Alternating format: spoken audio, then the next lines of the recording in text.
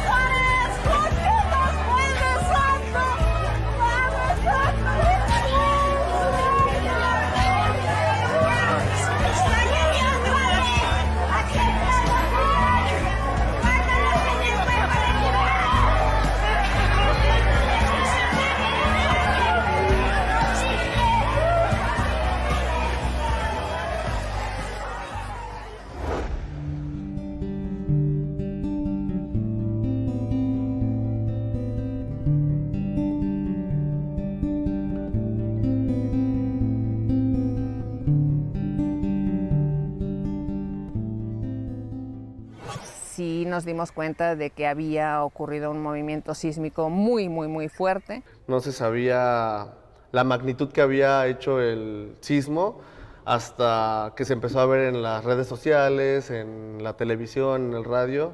Fue una experiencia totalmente triste. Lamentablemente nuestros patrimonios culturales y varios edificios de varias comunidades y pueblos de Morelos resultaron muy afectadas, ¿no? En su mayoría. Fue un poco surrealista el asunto porque de pasar de un simulacro a un sismo real y muy fuerte es algo que todavía creo que no hay palabras para explicarlo, ¿no?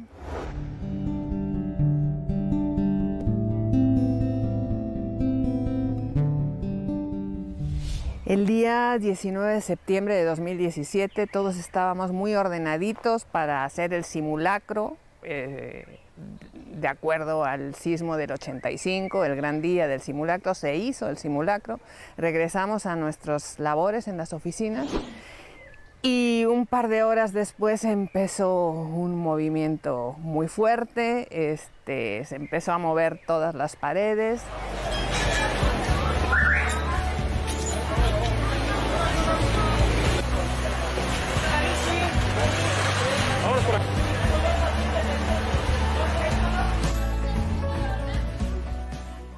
Afortunadamente se había realizado el simulacro, entonces como que quedó una idea, pudimos salir a las áreas donde estaban especificadas que nos teníamos que reunir. Hubo personas que sí se pusieron muy nerviosas, pero pudimos salir. Aguanta tantito, bro, no te vayas tanto porque no te vayas a quedar con madre. A una escalera, güey, pero ya está viniendo la escalera. Se cayeron evidentemente las comunicaciones y vía WhatsApp era lo único que estaba funcionando y gracias a eso empezamos a tener noticias de cómo había estado en todo el estado. Un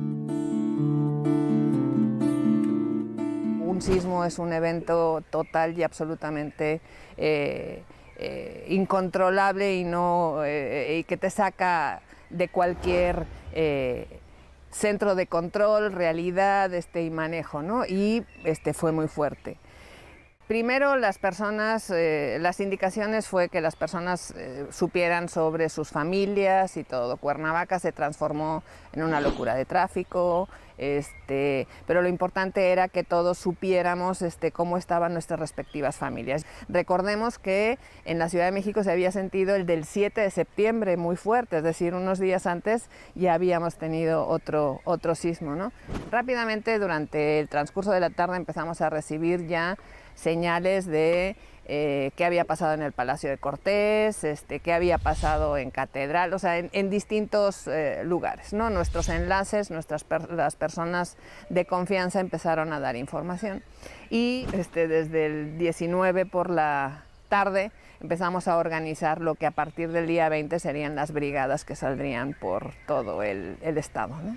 Nosotros empezamos a recibir noticias primero de nuestros centros de trabajo, Palacio de Cortés, ex convento de Tepoztlán, Chalcatzingo, Xochicalco, Cuautla, ¿no? El museo de Cuautla, Teposteco, es decir, empezamos a recibir esa información, sabíamos que las gentes estaban bien, algunos lugares parecía que tenían afectación, pero eso ya se vería en el transcurso de los días siguientes. Afortunadamente teníamos y seguimos teniendo un enlace con el obispado, entonces nos comunicamos con él y sabíamos que la mejor manera de saber cuáles eran las afectaciones, sobre todo en la gran cantidad de conventos, iglesias, capillas, parroquias, etcétera, eran pues los curas párrocos, que son los que estaban allí. Nos dijeron, por ejemplo, que Jienjiutepec sí había sido una cosa terrible, que apenas el padre pudo casi que salir, es decir, todas estas historias que conforman las historias de vida y de cotidianidad de un desastre, ¿no? Como fue el sismo.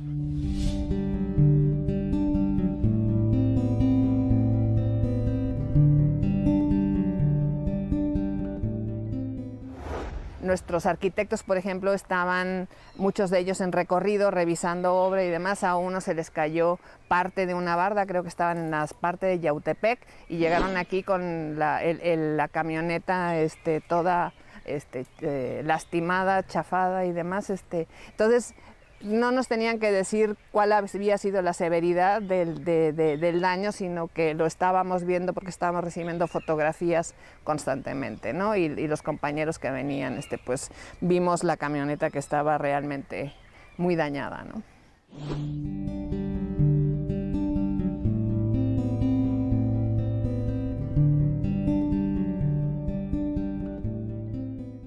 Un evento sísmico, pues es un evento de la naturaleza, es un evento natural, y el desastre se produce socialmente, es decir, es la sociedad la que realmente, por distintas cuestiones, es la que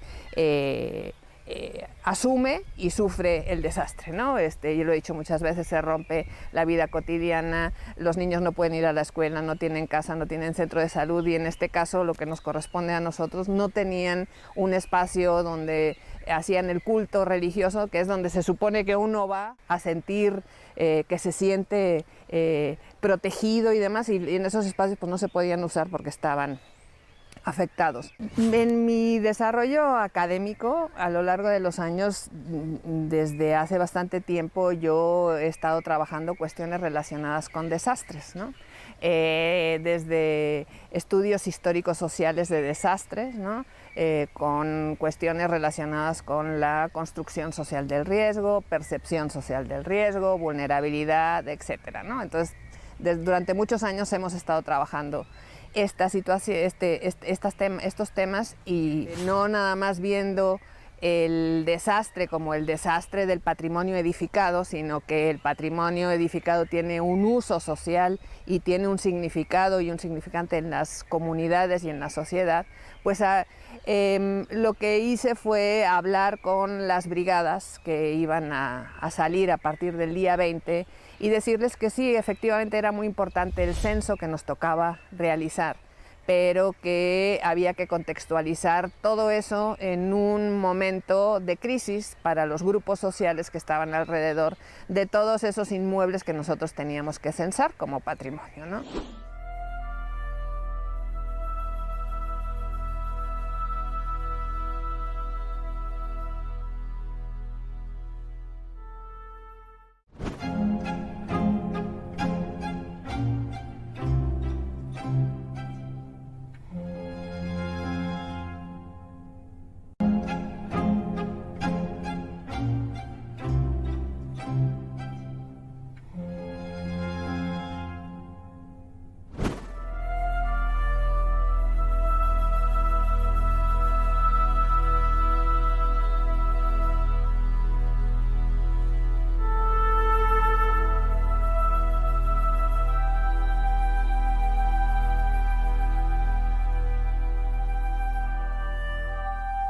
decir, se revisaron pues más de 600 o 700 inmuebles en ese tiempo, ¿no? En nuestro censo como de carácter federal quedaron un número de 259, que ese es el número el universo que hemos estado nosotros manejando y sobre los que estamos trabajando, ¿no? Pues hicimos una división geográfica del estado porque había que optimizar los recursos que teníamos, ¿no? Entonces, lo primero se revisaron las cabeceras, digamos, los lugares centrales y luego los otros espacios. Se revisaba todo inmueble que estaba o podía ser histórico, ¿no? Y que podía haber tenido daños sin tomar en cuenta si era de carácter federal, municipal, estatal o particular, ¿no? También hubo toda una revisión, por ejemplo, de todas las haciendas. El INAH tiene un catálogo de inmuebles históricos. En ese catálogo de inmuebles históricos, el catálogo está respaldado por una normatividad de carácter federal, ¿no? Principalmente la Ley de Bienes Nacionales por un lado y la Ley Federal de Monumentos por otro, ¿no? A grosso modo. Ahí se establece el catálogo de monumentos. Ese catálogo de monumentos dice que es responsabilidad del instituto aquellos inmuebles que son bien de época prehispánica, ¿no? Como zonas arqueológicas y demás, y luego hasta finales del siglo XIX, ¿no? Es un corte temporal, ¿no? Que se hizo en una ley de los 70. En ese catálogo dice quién es el responsable del inmueble, si es un inmueble particular, si es un inmueble bajo responsabilidad municipal, estatal o federal. En este caso, nosotros como instancia del gobierno federal, aunque somos área normativa para todos los monumentos históricos, asumir la responsabilidad era nada más de los que eran de carácter federal. Como tal, para dictámenes, gestionar recurso Fonden, subirlos, es decir, en Fonden, por ejemplo, el famoso Fonden, nosotros solo podíamos subir aquellos que eran de carácter federal. Los otros niveles de gobierno debían de subir los que les correspondían. El sismo significó, en palabras de nuestro director general, Diego Prieto, y creo que todos estamos de acuerdo, significó para el patrimonio edificado de México un daño similar al que tuvo en la Revolución Mexicana. Es decir, la afectación, no nada más en Morelos, sino en todos los estados que sufrieron el del 7 y el 19 de septiembre, fue inmenso. El reto era atender la restauración y el reto por la especialidad que requiere, es decir, todo el mundo puede aprender a hacer cosas, pero para intervenir un monumento histórico tipo los conventos, por ejemplo, del Popocatépetl, se requiere de una especialidad, es decir, hay que saber trabajar con los materiales que están construidos originalmente el convento, hay que saber trabajar con cal, hay que saber trabajar con arena, piedra, etcétera, ¿no? Que es distinto a trabajar con otros materiales, concreto, acero, etcétera, ¿no? Exactamente. Entonces, el primer gran reto fue generar una base de datos de empresas que tuvieran el currículum, en su currículum, trabajo de intervención en inmuebles patrimoniales, en inmuebles históricos. Eso ya redujo evidentemente el número de empresas que podían estar realizando ese tipo de trabajo, ¿no? Ese es un trabajo que se realizó junto con las áreas normativas centrales del instituto, porque las empresas además tenían que tener un arquitecto residente especialista o un arquitecto especialista en restauración, ¿no? Para saber cómo se llevaban a cabo las cosas. La mano de obra que se utiliza, es decir, las personas que están trabajando tienen que saber cosas totalmente distintas, no es nada más poner ladrillos, sino que a la hora de coser hay que cortar la piedra, picarla, hacerla, subirla, es decir, es como bastante más complicado. Entonces, lo primero es la especialidad, ¿no? Entonces, una vez ya se tuvo eso, de acuerdo al nivel de daños de los inmuebles que se iban a otorgar, hubo reuniones colegiadas en las cuales se dictaminaba el inmueble, el daño que tenía y el perfil de las empresas, ¿no? Y se proponía. Nosotros, acuérdense que trabajamos en un principio con los seguros institucionales y el INAH no contrata directamente sino a las empresas, sino que propone a la aseguradora, dice, bueno, de acuerdo al daño que tiene este inmueble, de acuerdo al perfil de intervención que se necesita, pues quizá entonces ya es un acuerdo entre privados, ¿no? Entre la empresa y demás. Y nosotros lo que sí hacemos es dictaminar proyectos, hacer supervisión, bitácoras, etcétera, etcétera, toda la parte técnica para que todo se lleve de acuerdo bien. Pero sí, la dificultad de encontrar empresas especializadas en ese trabajo sí ha sido grande. Debo decir que aquí en Morelos se organizaron algunas empresas y algunos arquitectos restauradores y muchos de los que están interviniendo en muchos lugares en inmuebles de Morelos son de acá, son empresas locales. El INAH es un área técnica y normativa principalmente, ¿no? Y en este caso nuestros arquitectos peritos cumplieron dos grandes funciones: dictaminar el inmueble, porque a partir del dictamen es como se evoluciona la forma en que se va a intervenir en inmueble, el proyecto y de intervención y demás. Y en un segundo momento lo que son las tareas y las competencias propias del instituto, desde dictaminar el proyecto, desde hacerle el seguimiento, abrir bitácora de obra, hacer las supervisiones, ir viendo estimaciones, es decir, todo ese trabajo es el que realizan nuestros arquitectos, que son especialistas en restauración y en patrimonio cultural. Tenemos también una división regional con grupos de arquitectos que tienen a su cargo diversas de las obras que están funcionando. Ahora tenemos caminando en distintos porcentajes de avance y lo que hacen es, por lo menos cada 2 semanas se hace una revisión, se va in situ, se firma la bitácora. La bitácora es como el instrumento legal que nosotros tenemos técnicamente para demostrar el avance de la obra y todo lo demás. Y cuando finaliza, se hace un acta de entrega-recepción. Si son iglesias, parroquias y demás, se le notifica al señor obispo, porque él es el responsable legal de la Diócesis de Cuernavaca, es el responsable legal, y entonces pues ya se puede utilizar el inmueble.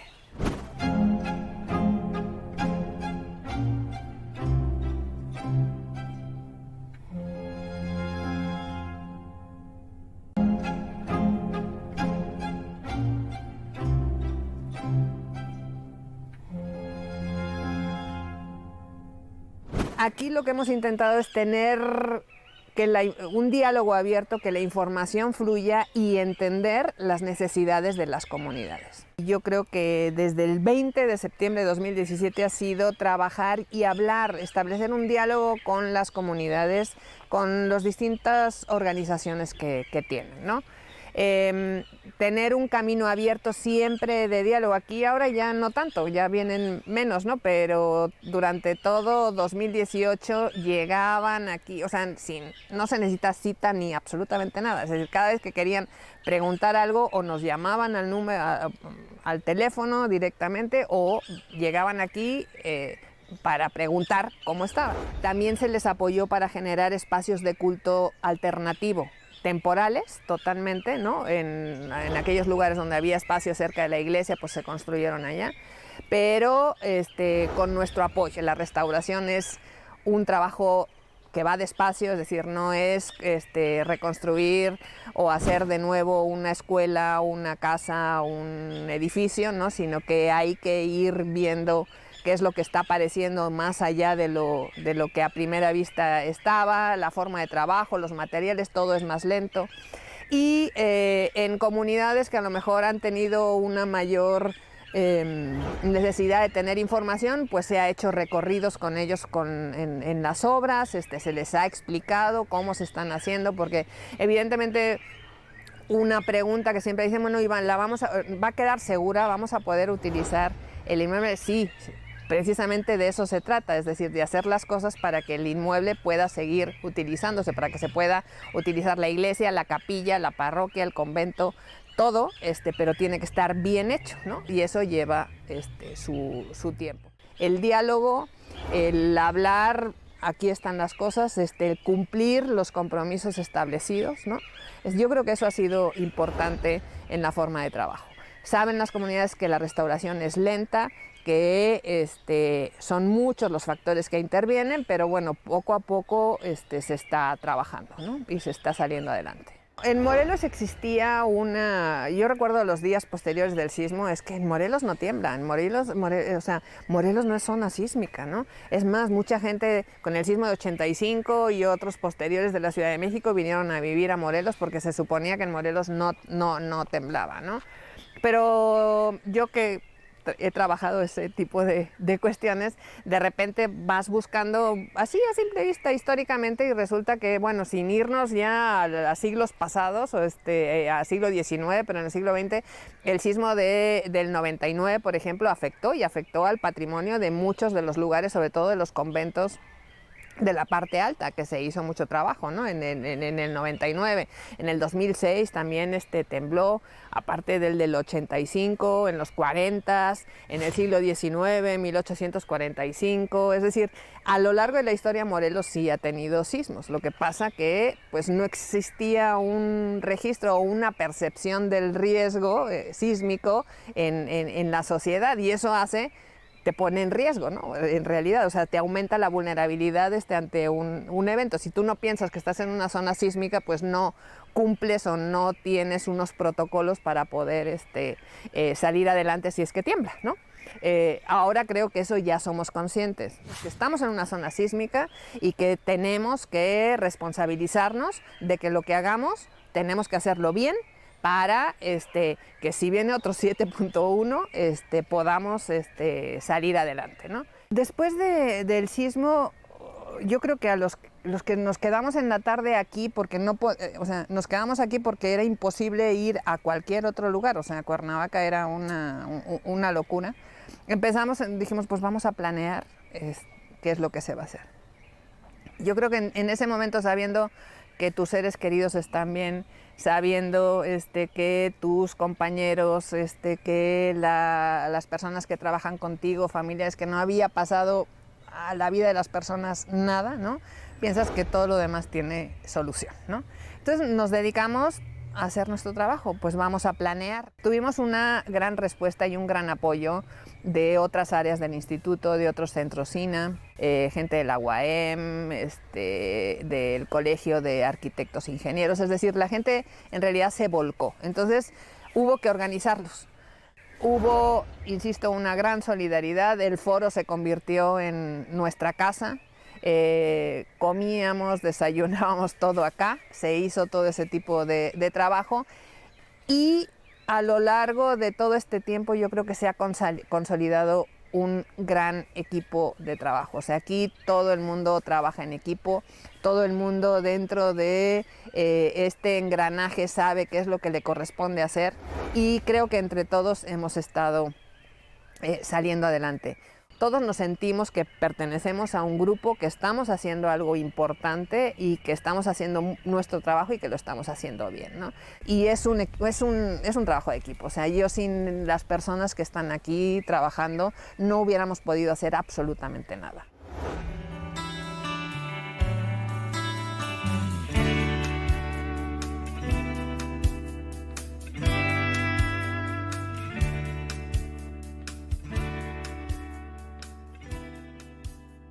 A 2 años del terremoto del 19 de septiembre, los daños existentes en la ruta de los conventos siguen visibles, pero con el esfuerzo conjunto de los expertos del Instituto Nacional de Antropología e Historia y los habitantes de las diversas comunidades, las obras van avanzando paso a paso, de forma que algunos monumentos ya se encuentran parcialmente abiertos al público.